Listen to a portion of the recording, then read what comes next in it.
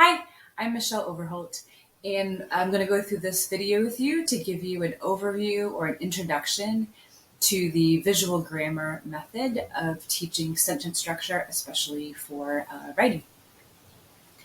My goal is to do a 5-part video series to introduce this method.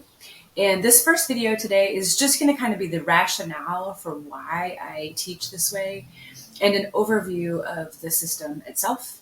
And then we'll have some videos later that cover each part of the system in more detail and also show how it will actually help students and how it might look applied in the classroom. But we'll start with the rationale and overview for today. First, I want to explain why I wanted to create this system of visual grammar.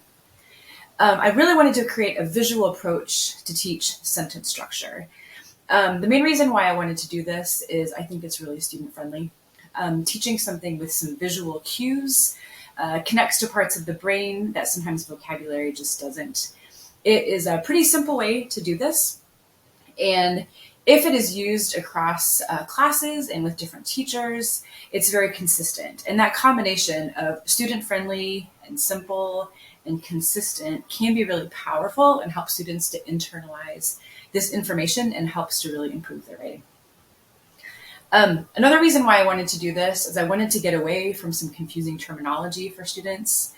These are some of the words that I wanted to not use in my teaching, especially at the lower levels. Words like coordinating conjunction, subordinating conjunction, independent and dependent clause, conjunctive adverbs, and also fragment and run-on. So these terms, I'm not saying that they're not important and that eventually they probably do need to know some of these technical terms before they get into other college writing classes. But I think when we're introducing these concepts, these words are not very intuitive for students. And so I was really trying to avoid those and create some alternative ways to discuss the same things. So to introduce this whole framework, we're going to talk about two pieces: the building blocks of sentences and then the patterns of good sentences in English. What this system covers is all of these elements of written sentences in English.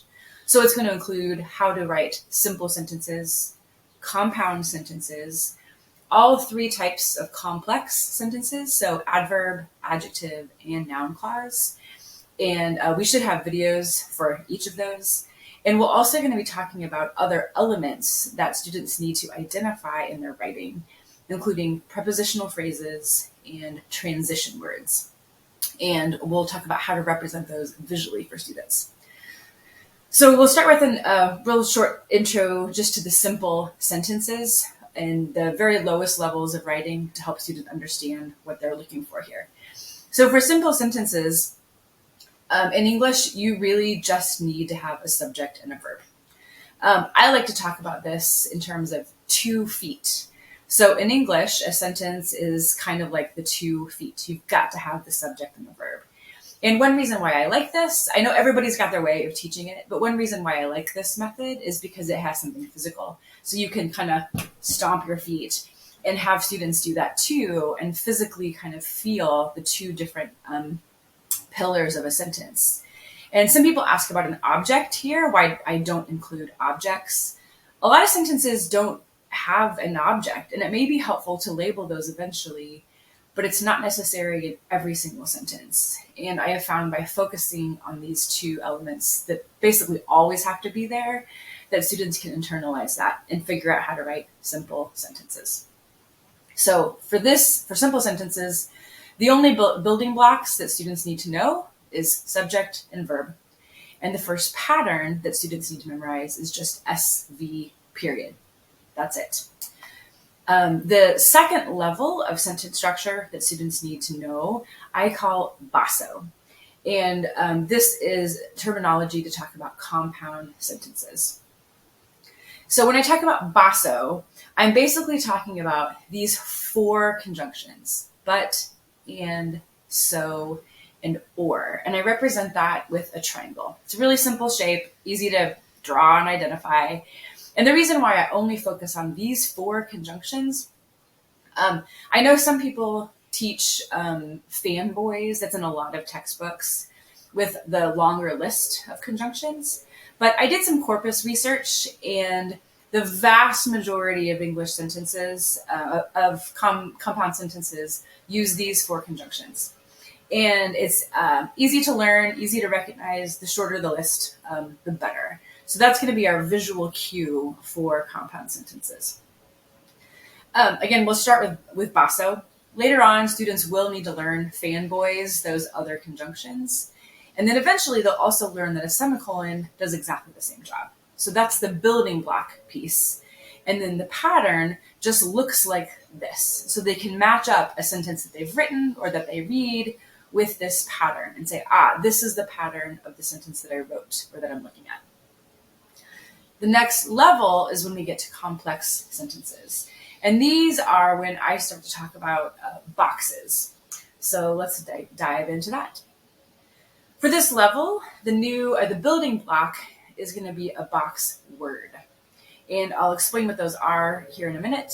The patterns that students need to recognize, and this just goes for adverb clauses, but it's a fine way to start, is these sentences may start with subject, verb, and then they're going to have this chunk, which I call a box, which always stays together. Box, subject, verb. Or the other option is that they can switch the whole thing and move that whole box chunk, and it can go first. Box, subject, verb, comma, subject, verb. Just as an example here, for example, I will call if I have a question. This would be an example of a complex sentence. And I will call, you have a subject and a verb. Then you have the word if, which is a subordinator, or what I call a box word. I have a question. But again, you can switch that whole thing. If I have a question, I will call. So that's just an example so you can kind of see what that looks like. I really like to teach this with a little song to help students remember the structure, especially for the second pattern here. So I like to repeat with students, if a box comes first, you need to have a comma, and you can make them snap or whatever to help them remember this little song. And what I like about the song is if you notice, the sentence itself is an example of the structure that we're talking about. If a box comes first, comma, you need to have a comma. So the example itself tells you what you're looking at here, and students can remember that. I'm sure that you know these, but to talk more about the box words, these are some of the most common adverb clause box words, also known as subordinators. A lot of these are dealing with time, reason, condition, or several other words. These aren't all of them, but these are some of the first ones that students are going to learn as box words. One other note about this type is there's 3 types of complex sentences: adverb clauses, adjective or relative clauses. Some books and teachers use different language for those. And then there's also the noun clauses. Those do different jobs in the bigger sentence, but internally they all basically have the same structure. So recognizing that really helps students to see some of the consistency across the structures and helps them see the patterns for their own reading and writing. So the value of these 4 patterns that students need to know by heart is it kind of helps give them X-ray vision into what I call the bones of the sentence. So of course there are other words in these sentences, but these words really give the shape to the sentence and the structure of it. So they've got to learn these 4 patterns, and with that they can write millions and millions, an endless number of structurally good English sentences. Another thing that I love teaching with this method is that once they know what a good sentence looks like, they can easily pick out those parts and recognize if their sentence does not match up to one of the approved patterns. So these are some common mistakes that students write, and as they learn to recognize the pieces, hopefully they'll learn to recognize some of their favorite mistakes or errors. There's a couple other things that are included in this framework. I also have a visual cue for prepositional phrases. So I like to use parentheses to help students mark, if they're marking up their paper, their prepositional phrases. So that might look like this. After lunch, in January due to the cost, which is a little bit more complex. But that parentheses, that image kind of helps them scoop that out. It's not part of the bones, it's not subject verb, and visually helps them not get confused as to what are the pieces that are more like the bones of a sentence. The only other image in this framework is kind of a squiggly line, and I use those to mark transitions or conjunctive adverbs, as some people call them. So common examples would be like first, for example, however. These words almost always have a comma under them or after them. And again, by using that squiggly line, it helps students to put that to the side and not get confused and think that it's the subject or the verb or one of the other bones of a sentence. So again, these are the two new building blocks that the students will need to learn, and some examples of the words that do those functions. So we don't need to use the word conjunctions. We don't need to use the word subordinators for students to use these tools.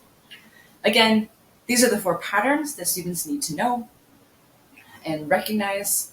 And these are the symbols that altogether will help students write better and edit themselves better as they learn English.